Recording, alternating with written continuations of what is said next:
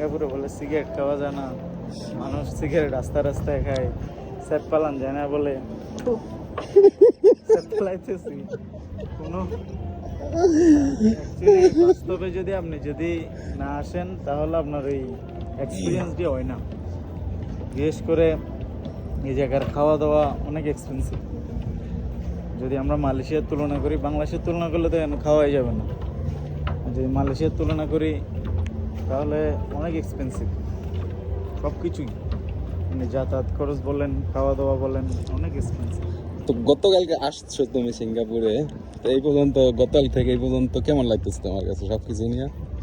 Singapore দেশ হিসেবে ভালোই, সুন্দর মানুষজন, তবে Clean. সাইকেল বেশি চলে, সাইকেলিং, ক্লিনিং আছে, সব কিছু ঠিক আছে। ট্রেনও মালয়েশিয়ার তুলনায় অনেক ভালো। মোটরসাইকেলিং কমা। মোটরসাইকেলিং কম, সাইকেলিং বেশি, কিন্তু সমস্যা একটাই, অনেক এক্সপেন্সিভ। আমাদের মতো গরিবদের জন্য এই সিঙ্গাপুর আসছে না, সিঙ্গাপুর আসছে যাদের কাছে ভরপুর টাকা আছে তাদের জন্য।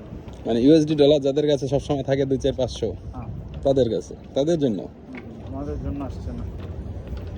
তবে আসতে পারেন, দেশ হিসেবে সুন্দর, ছোট দেশ, ঘোরাফেরা নিয়েও খুব একটা জ্ঞান, তবে এক্সপেন্সিভ আর কি, চলাফেরা, খাওয়া দাওয়া, হোটেল ভাড়া সব কিছু মিলিয়ে আছে কোনো রকম।